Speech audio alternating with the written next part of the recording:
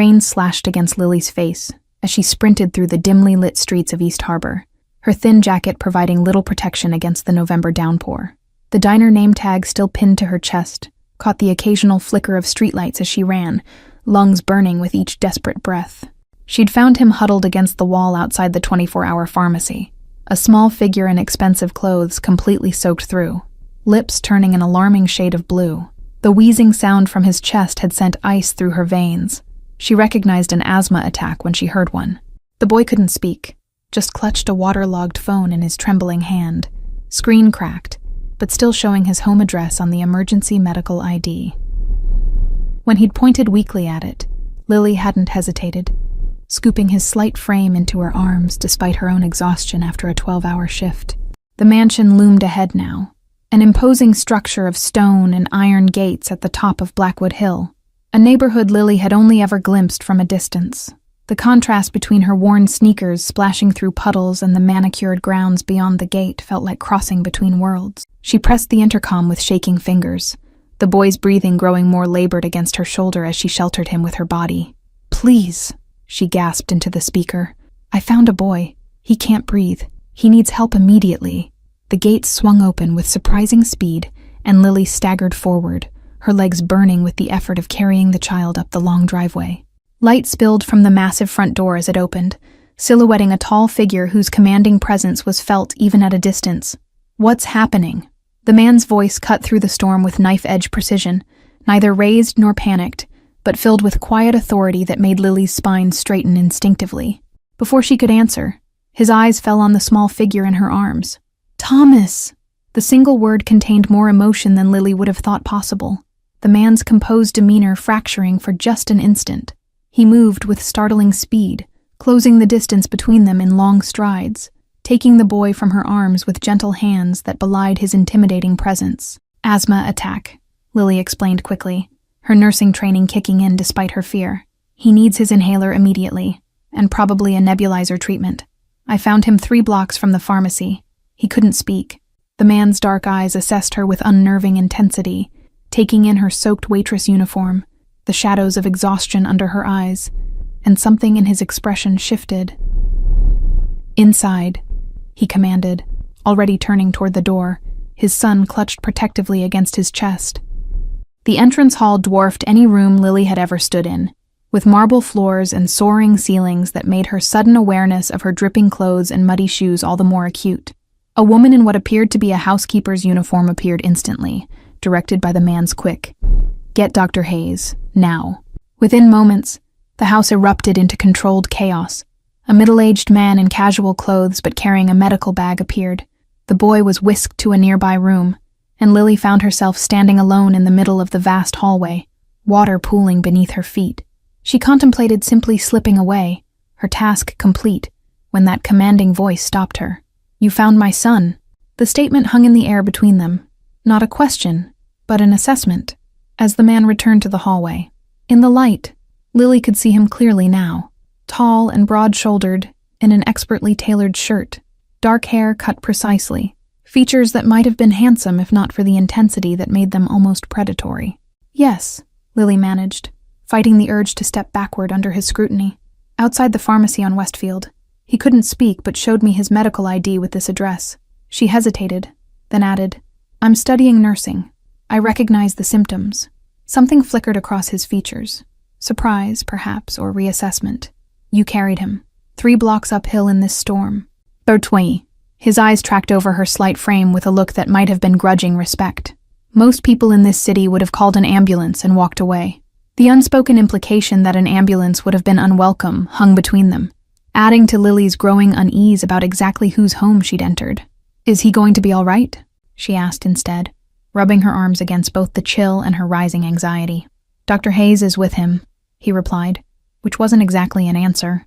His gaze hadn't left her face, studying her with an intensity that felt like being dissected. "You're shivering. Come." Again, not a request but a command, delivered with the casual confidence of a man unaccustomed to being refused. He led her through the mansion to what appeared to be a small sitting room, where a fire already blazed in an ornate fireplace. "Sit," he instructed, moving to a cabinet and retrieving 2 crystal glasses. "Drink this. It will warm you." The amber liquid burned pleasantly down Lily's throat, bringing sensation back to her numbed extremities. "Thank you," she murmured, suddenly acutely aware of her surroundings. The priceless artwork on the walls, the hand-knotted carpet beneath her worn shoes, the quiet opulence that spoke of old money and power. A discreet knock at the door preceded the doctor's entrance. "He's stabilized," the man reported, his manner respectful but not subservient. The combination of cold and exertion triggered a severe attack. With rest and continued treatment, he should recover fully by morning. Relief visibly passed through the father's body, a minute relaxation of shoulders that had been held rigid with tension. "Thank you, doctor." The medical man nodded and retreated, leaving them alone again in a silence punctuated only by the crackling of flames. "My name is Alexander Blake," he said finally, studying her over the rim of his glass. "And you are?" The question carried weight beyond mere introduction, an assessment, a categorization of exactly who had entered his carefully controlled domain. "Lily Carter," she replied, struggling not to fidget under his gaze. "I work at Mel's Diner on Westfield. I was walking home when I found your son." She hesitated, then added, "Why was he out alone in this weather? Especially with asthma?" The question was presumptuous, and she knew it immediately. Something dangerous flashed in Alexander's eyes. "My son," he said, each word precisely measured, "was meant to be at his piano lesson with his tutor, who will no longer be employed as of tonight." The controlled fury in his voice made Lily's pulse quicken. "I should go," she said, setting down her glass and rising. "I'm glad Thomas will be all right." She had taken 2 steps toward the door when his voice stopped her. "You have medical training," he stated flatly. "More than basic first aid, given how quickly you assessed Thomas's condition." 3 years of nursing school, Lily admitted, tucking a damp strand of hair behind her ear. "I work nights at the diner to pay tuition. 1 more semester until graduation." Alexander nodded slowly, as if confirming something to himself. "And yet you still stopped to help a child in the rain, carrying him uphill when you must have been exhausted from your shift." His gaze was assessing, calculating in a way that made Lily feel like she was being valued, rather than merely seen.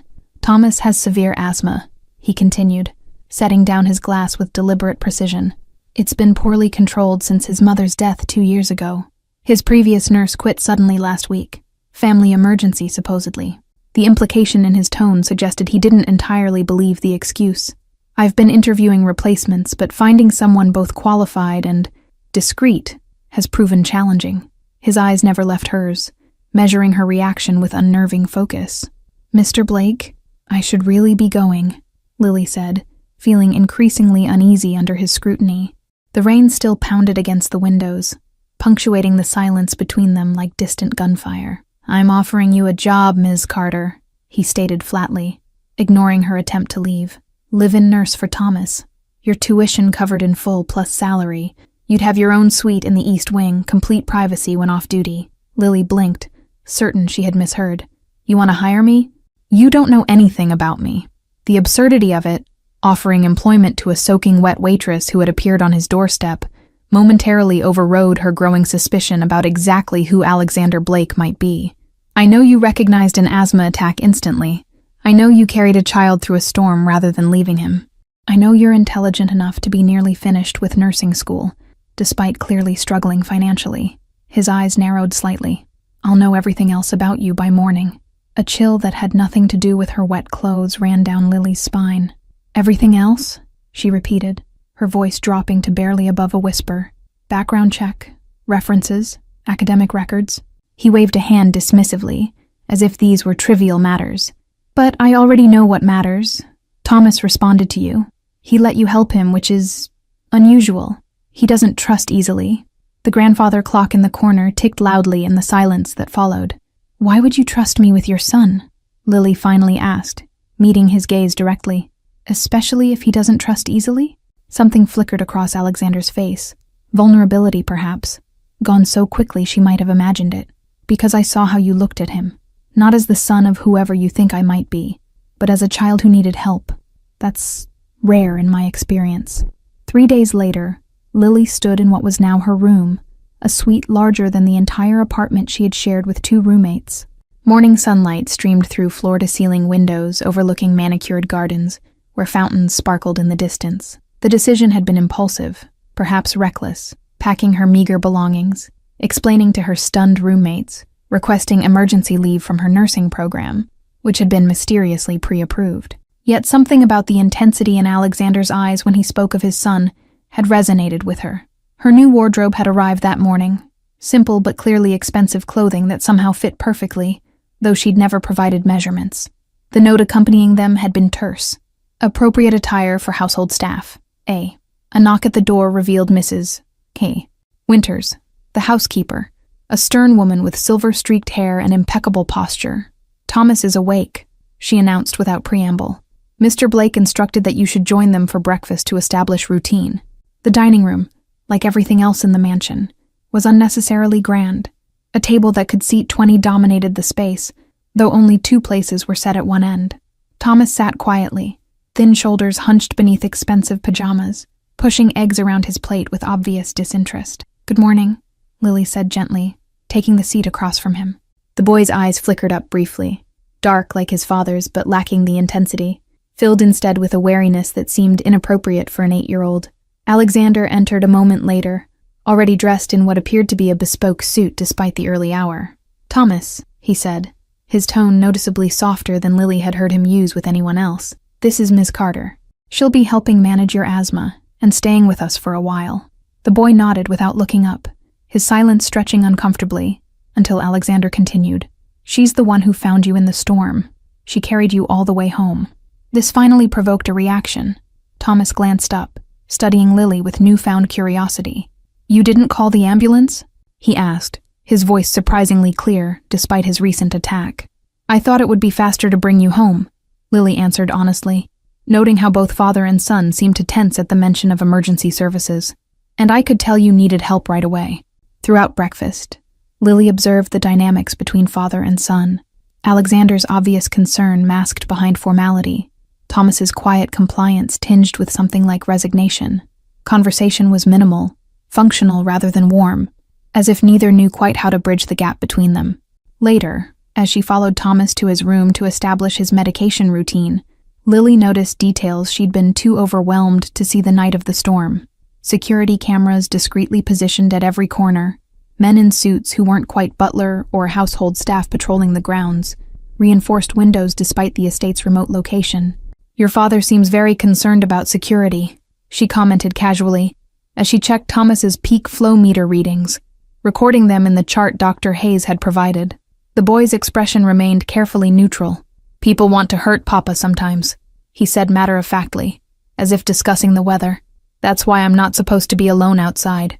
2 weeks into her new position, Lily had established a routine that centered entirely around Thomas's care. The boy was quiet but intelligent, obediently following her medical instructions, while revealing almost nothing of himself in their interactions. "Have you always had asthma?" Lily asked one afternoon as they walked the perimeter of the garden, a daily exercise regimen she'd implemented to improve his lung capacity. Security personnel maintained a discreet distance, visible but never intrusive. Thomas shook his head, eyes fixed on the path ahead.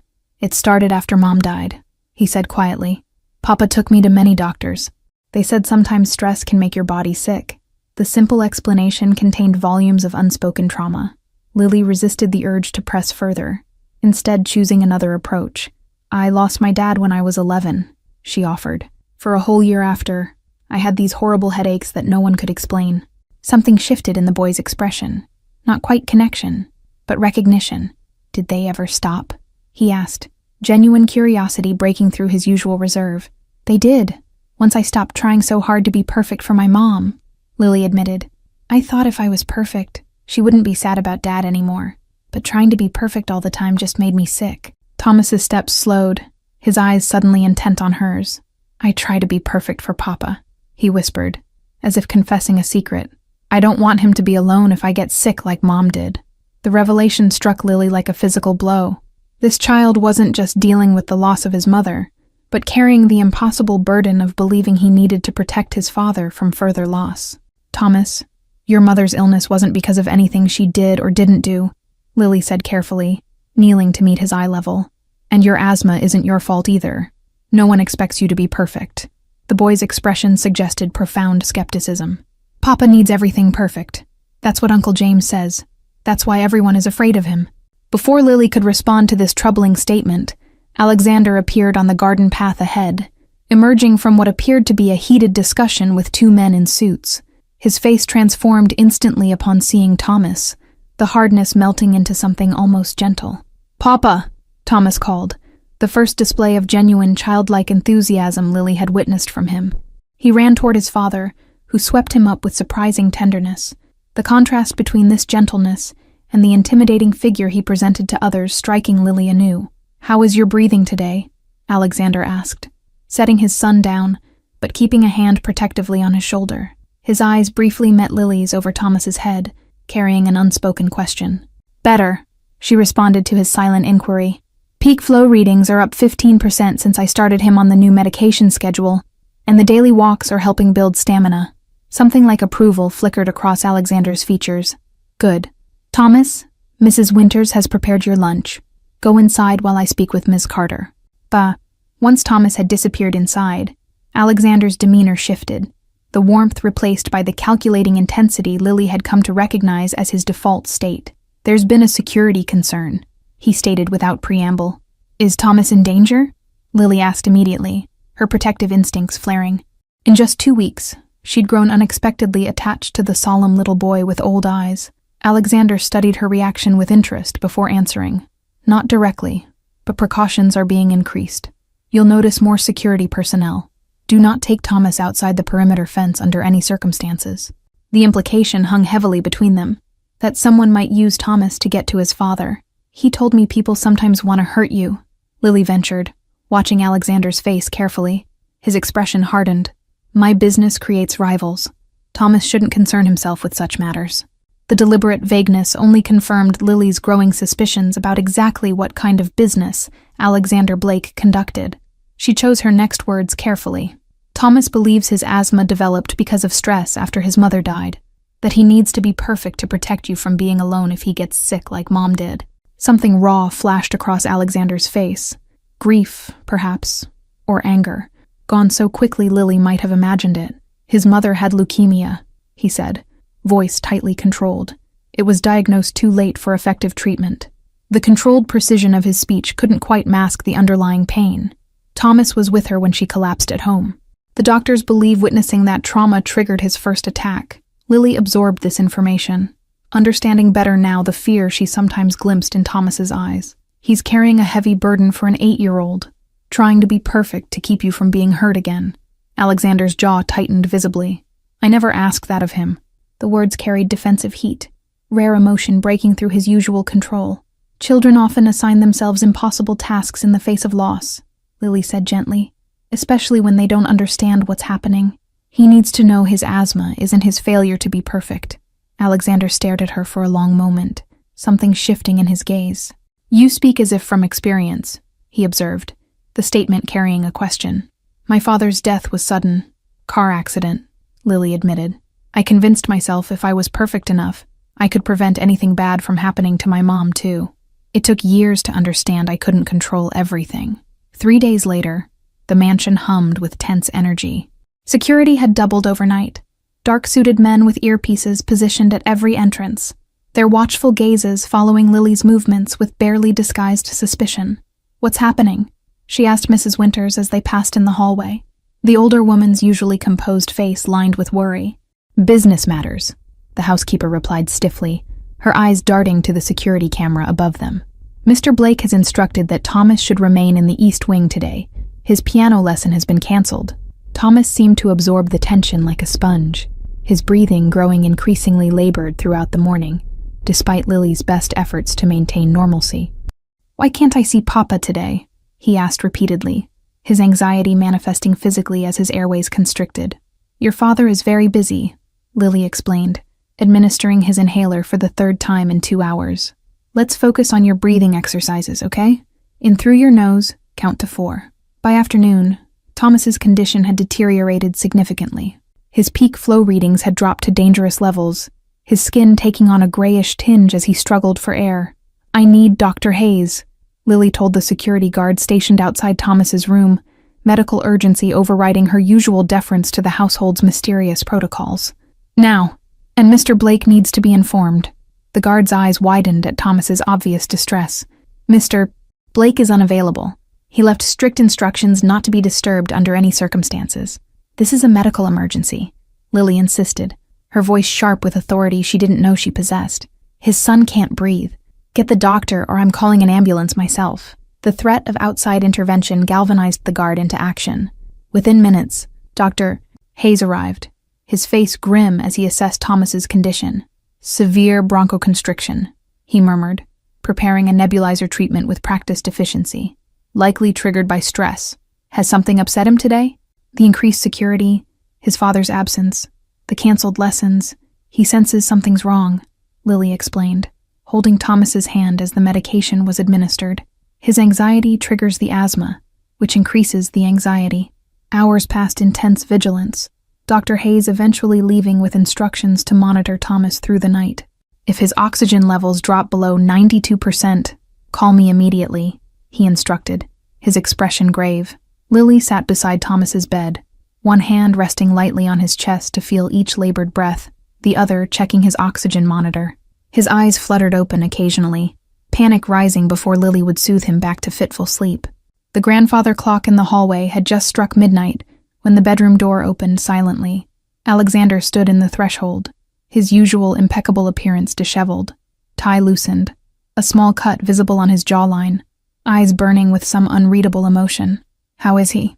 Alexander asked, his voice barely above a whisper as he approached the bed.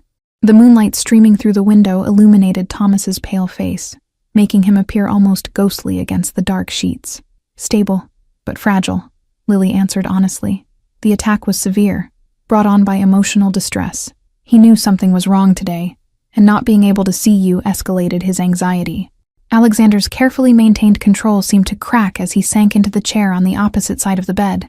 "I was trying to protect him," he said, the words carrying a weight of irony, "by staying away while I handled a situation." The cut on his jaw, the rumpled appearance, the situation. Lily didn't need explicit confirmation of what had occurred today. "You can't protect him by disappearing," she said softly. "That only confirms his worst fears." Alexander's eyes met hers across Thomas's sleeping form. "You're not afraid to speak directly to me," he observed, something like respect coloring his tone. "Most people in this house wouldn't dare." "There have been others before you," Alexander said quietly, fingers absently tracing the small cut on his jaw. "Nurses, tutors, specialists, all professionally qualified, but none willing to challenge me about what Thomas truly needs. They saw only what I could do to them, not what I was doing to him." Lily felt the weight of this admission, how this dangerous man had surrounded himself with people too afraid to speak truth, creating an isolation that extended to his son. "Fear creates distance," she observed, watching Thomas's chest rise and fall with each breath. "And children sense distance more acutely than adults. It's why he thought he needed to be perfect." "I'm not employed to fear you," Lily replied simply. "I'm here for Thomas. And right now, what he needs is his father, not the businessman, not the—" She hesitated, then continued, "not whatever else you might be." Something dangerous flickered across Alexander's face before softening as he looked down at his son. "His mother used to say the same thing," he admitted, gently brushing hair from Thomas's forehead, "that I needed to separate my worlds better." Morning found them still there, Lily having dozed in her chair while Alexander maintained his vigil. Thomas woke first, his eyes widening in surprise at finding his father asleep at his bedside, hand still resting protectively on his arm. "Papa?" he whispered, voice scratchy from the previous day's struggle. Alexander woke instantly, years of vigilance evident in the immediate alertness that replaced sleep. "I'm here, Thomas," he said softly, relief evident in his eyes as he noted his son's improved color and steadier breathing. "I'm sorry I wasn't here yesterday when you needed me." With a simple apology, perhaps the first Thomas had ever heard from his father, seemed to affect the boy profoundly. "You're not disappointed that I got sick again?" he asked hesitantly, vulnerability plain on his small face. Alexander's expression crumbled, the composed mask falling away completely. "Never," he said fiercely. "Your health is not something you can control through willpower. It's not a failure or weakness." Over the following weeks, subtle but significant changes transformed the household. Security remained tight, but Alexander began including Thomas in more aspects of his daily life, taking meals together consistently, scheduling regular time for just the two of them, explaining his absences honestly when business required them. Lily observed these changes with quiet satisfaction, recognizing the delicate balance being struck between Alexander's dangerous world and his devotion to his son. Her own role evolved as well, becoming less formal caretaker and more trusted ally to them both. "He smiles now," Alexander commented one evening as they watched Thomas playing in the garden, his breathing strong and even after a month of consistent treatment and reduced stress. "I hadn't realized how rarely that happened before you came." Lily felt warmth bloom in her chest at the observation. "Children are resilient when they feel secure," she replied. "He doesn't feel he has to carry the weight of your happiness anymore." Alexander's gaze shifted to her face, studying her with the intensity that still made her pulse quicken, though no longer from fear. "And what about you, Lily?" he asked, using her first name for the first time. "Are you secure here, between these worlds you've crossed into?" The question contained multitudes: acknowledgement of his dangerous life, recognition of her choice to remain, despite learning the truth, perhaps even something more personal, that neither had dared voice directly. "I came here because a child needed help," she answered carefully, meeting his gaze. "I stayed because 2 people needed healing, one from asthma, the other from isolation. I'm exactly where I choose to be." Thank you all for following this story. If you've enjoyed it, please write in the comments where you're watching from. And don't forget to like, subscribe, and share this video, as your support is important for me to continue creating these stories for you.